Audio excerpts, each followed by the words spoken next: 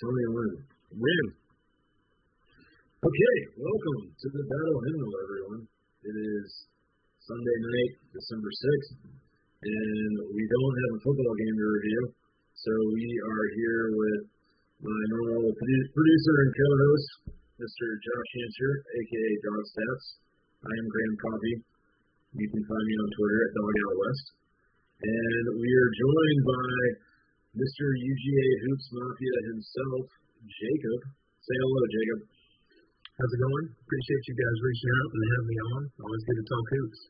Absolutely. Thanks for joining us. So, while we wait for the football season to sort itself out, we here at the Battle Hymnal have jumped on this unexpected off week and decided to bring on Jake to preview the upcoming basketball season and also review a little bit of what's happened so far. Jake, what have we seen so far? Georgia's 3-0. What's good? What's bad? Tell us what we need to know. The good is that they're scoring a lot of points. They have broken 80 each game. Granted, the competition hasn't been stellar, but it's always good to break 80. You also have seen, looks like pretty much Kamara and Wheeler and those guys from last year have taken a big step, and that's always good when you have a coach that's relatively new, but you're seeing players that have played for him now for 2 seasons or so that step up and become better players. So that's always important. But unfortunately, you still see a little bit too much turnover. I think we're averaging right now 18 turnovers per game. So that's not something that you want to see. But we're getting a turnover right here. They're going the other way. Yeah. So, defensively, though, we are seeing a lot more aggressiveness. I believe we had 15 steals against Jacksonville last game.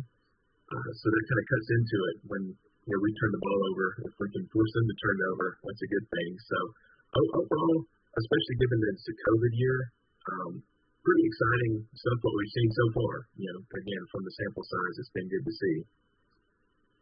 Yeah, for sure. No, it seems like this is kind of a big season for Crean, right? Third year, like a lot of young guys last year, and so far we're seeing some progression, so that's exciting. That bodes well for him. Let's look at some plays. Josh, what do you got going for us here? Well, just showing the Florida Atlantic highlights and stuff, and that was kind of cool after obviously COVID's affecting all schedules right now for basketball and football and everything else, so it's kind of great to get a game, and those guys are pretty athletic for pre-conference play and stuff. So I was excited to see, like you say, we scored some points. We showed what we can do and stuff. And we still got turnovers and free throw problems and stuff like that. But we had a big game. We had 2 big games over the weekend. And Wheeler, I guess is setting records at this point, hitting triple doubles. But take us to that first clip we're going to see in this Jacksonville game from Friday night here. Yeah. So this first clip that you're showing here. Fantastic defensive effort by Kyer. Calls on deflection. Anytime you listen to Crean talk, he always talks about deflections. And that's what initially caused that turnover, was him getting that deflection on the pass and then just hustling. He just wanted it more than the other guy to get the ball and then dished it to Kamara. And we're going to have a lot of that if we want to be successful. A lot of deflections going the other way, points in transition. And then Kamara, I think, did a fantastic job with the windmill, making sure he got on Sports Center, getting Georgia some press. But again, Kyer made that play happen with good hustle and getting a deflection. And it's always good since you hear Crean always talk about deflections. The team's starting to do it and starting to produce points from it. So that was just a beautiful play all the way around. Fantastic. Yes, is Wheeler the guy that's going to have to lead this team, or do we have more than just Wheeler? I know Fagan had a good start as well, and who are some of the guys you're looking to step up?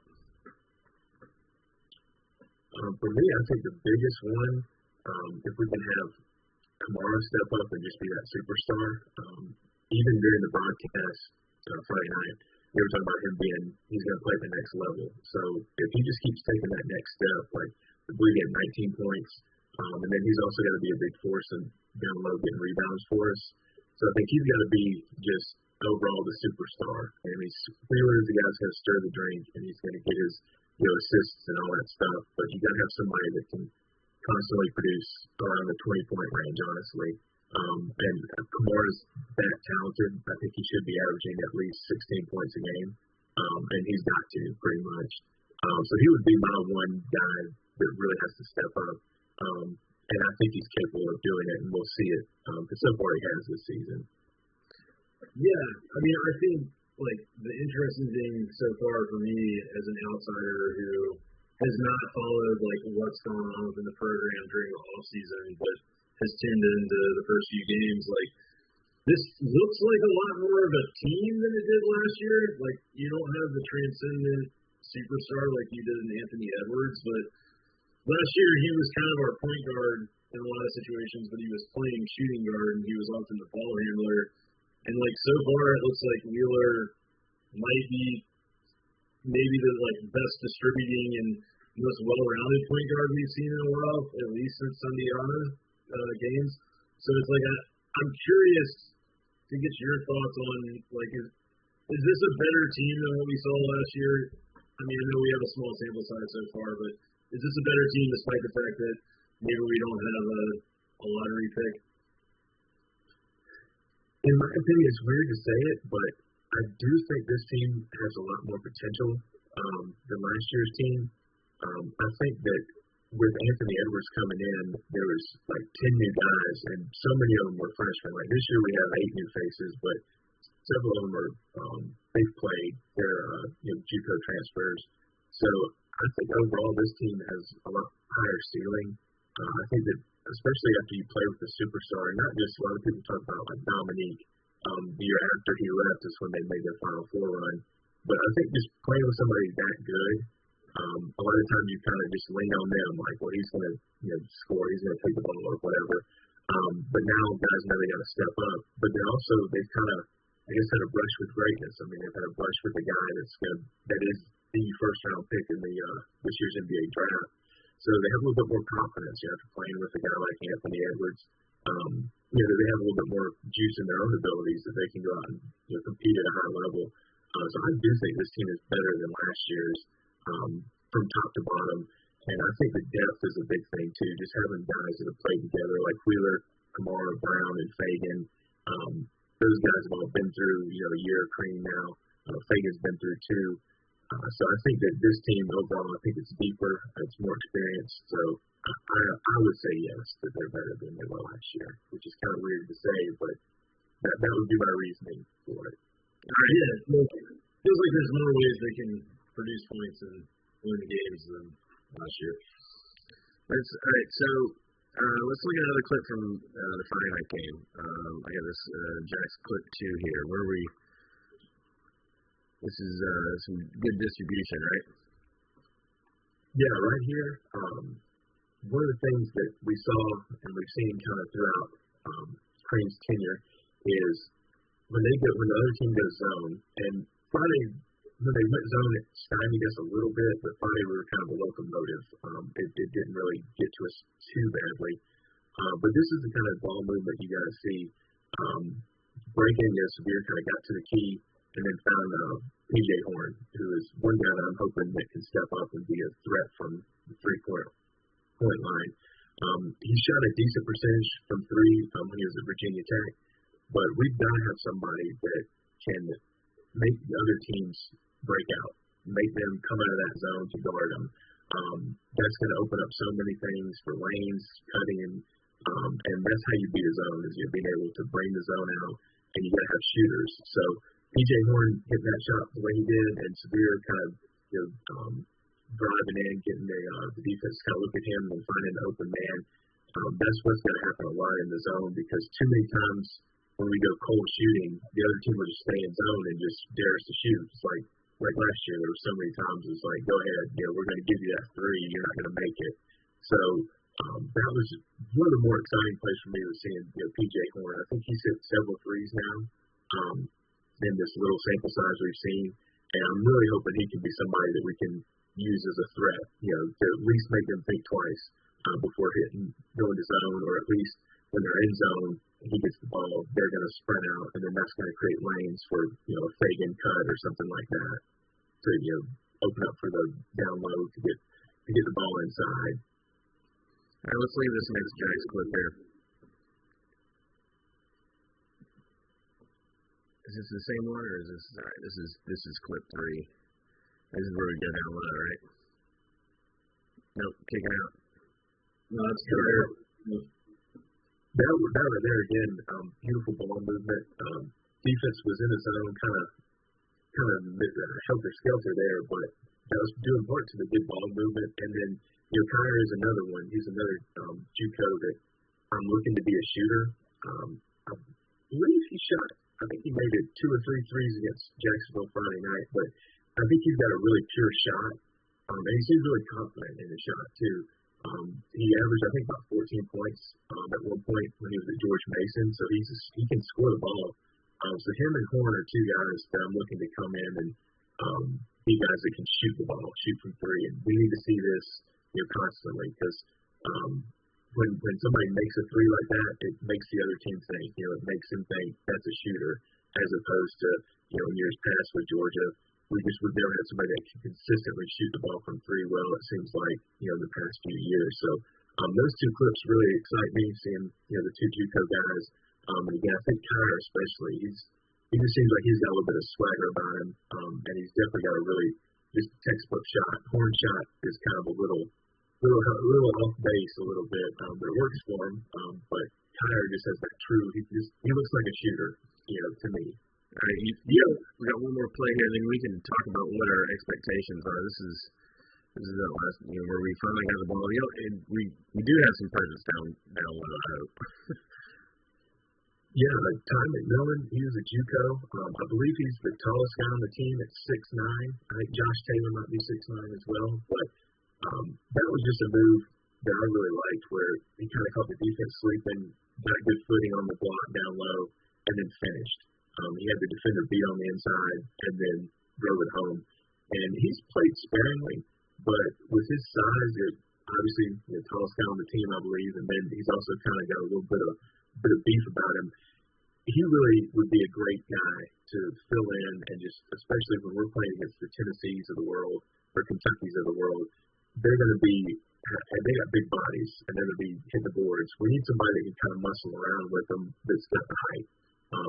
And I think that's one guy that can come in and he's athletic enough, he's got the size. If he puts his mind to it and steps up, that would be huge for Georgia, just to have one guy like that. And I love that play just because he caught the defender sleeping and posted up, got the good footing, beat the guy to the inside, and then finished strong. And he's done that a couple times, fought for rebounds. So he's somebody that I'm really excited about. Another one of the JUCO guys that hopefully will be a top contributor for rebounding stats this year. Nice. So what do you kind of see as the reasonable expectations for the season? What are you expecting this year? It's really tough to put an expectation on this year, just with COVID and everything. I feel like this team should go undefeated in non-conference. The best team they're going to play is Cincinnati on the 19th. But they're beatable. They're not, obviously Cincinnati has had some pretty good years, but this is not one of those, so they are a beatable team. And then the SEC is just kind of a crapshoot. We haven't even seen Tennessee or Ole Miss play a game yet. They've had COVID issues. So I would like to think that we can go, get 8 wins in conference. 8, 9 wins, hopefully, be 500. Beat that third one. You think we can skip the Tuesday game in the tournament if we have one? Yeah, I mean, you'd like to think that, with third highest paid coach in the league, we could get that. At the same time, where have I heard that? Yeah, I think it's still a line from Josh there, but at the same time, with the COVID year, we still have 8 new guys on the roster, even though they're more experienced than last year. Obviously, the JUCO guys bring a lot of experience with them. And then the SEC's tough. Tennessee, on paper, looks like a juggernaut, unfortunately. So you don't really know. It's hard, like I say, when you hadn't seen Tennessee or Ole Miss has not played a game yet. And so you got to just kind of wait it out and take it one game at a time. I think that's the best advice I could give any Georgia fan that's paying attention. Is just one game at a time and enjoy it, because no matter what, Wheeler and Kamar are going to be fun to watch. I mean, Wheeler is worth the price of admission. So low expectations and just enjoy the wins. This Friday was about as good as it can get for a Georgia basketball fan. I mean, winning by 33, getting Sports Center top 10. So enjoy those when they happen. That would be my kind of outline for expectations. I don't know what y'all are thinking now. Well, I mean, when I was in school, we had Toby Smith there, and it was rocking and stuff, and so maybe my expectations are a little unrealistic, but I still feel like the program as a whole needs to at least have sights on a NCAA berth every couple, 3-4 years. It's just the drought that we're on is super frustrating. There's a lot of talent in the state and the area, and I don't, and as much as I loved having Anthony last year, I feel like I would rather see a program built on 3-year players than a one and done. I just don't. I don't necessarily. My expectations is progression. So if you told me I'd take 8 wins and be ecstatic about that, 8 SEC wins would be awesome. And I mean that means you're competitive in every except for the top teams and stuff. But that means on any given night you can roll a ball out there and try to beat some of the teams that you should be able to at least compete and maybe beat some. So I'm really liking your bloodlust for 8 wins. So I really want to see us have a good season. It's been a minute since we've had something where February games and really mattered. So Graham, you said that Wheeler is going to be the savior for this program. So you are. I think so. I honestly think that when he gets to junior, senior seasons, we will, and even in the time after he leaves the program, I think we might end up looking at him as a bridge of sorts. Just coming in and having the type of freshman year that the whole program had last year. Truthfully, if you look at what Georgia has on paper, I do think the performances we've seen in these first few games are better than you probably could have reasonably expected. Just it seems like these new transfers that have come in and some of these guys that are now in their second year in the program are playing together better than I would have expected them to in their first 3 games of actual live action against real opponents that aren't exhibitions or anything like that. So in terms of expectations for this season, I think if Georgia can finish higher than 10th or 9th in the conference, that would be a good year and it would be a step forward. I don't know what to think. I think what Jake said is right. We haven't seen a lot of teams play yet, and we haven't seen Georgia play kind of that next tier of competition yet. But I do think there are some good pieces to this team. I also really like the fact that Kamara's undoubtedly our best big man, and one of the clips we showed, he's up at the top of the key, handling the ball and making a nice assist on a 3-pointer. So it's I think Crean has a lot of kind of Swiss Army knife pieces that he can move around. We'll see what he does, but I don't think it's unreasonable to expect I think NIT berth is possible and on the table for this team. We will see if it happens or not, but I think that it's potentially there, which is more than we've said in the last few years. Well, I'm looking forward to it, and I think we should probably do this more often as we wrap up our football season.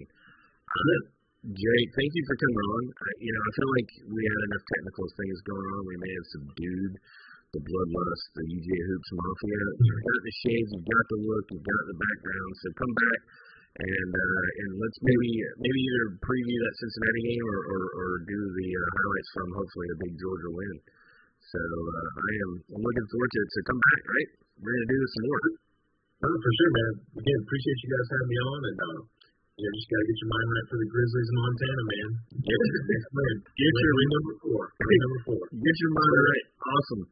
All right, so you may have tuned in because you watched a football show. We're doing a basketball show too. So follow us on Twitter. You've seen our name scroll down there. Certainly, I think anybody, I think UGA Hoops Mafia is probably the #1 Twitter now under the CBC umbrella. But certainly subscribe to the CBC Channel Bell podcast and think about joining the Patreon, which is gets you some behind the scenes stuff and some stats and a great community. And the proceeds from that are going to the Dawgs for Pups initiative.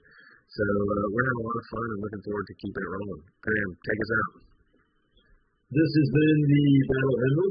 I am Graham Coffey. That was Josh Hancher. And the bloodlusting UGA basketball fan on your screen is Jacob King. Thank you guys for joining us this evening, and we will be back hopefully later this week with the Missouri game to preview, and we will definitely be doing some more of these basketball episodes as we get into conference play and start seeing some of the bigger out-of-conference opponents on the schedule. So stay tuned. We're gonna make sure we've got content pumping out even after football season is over. Thanks for joining us. Go Dawgs. Go Dawgs.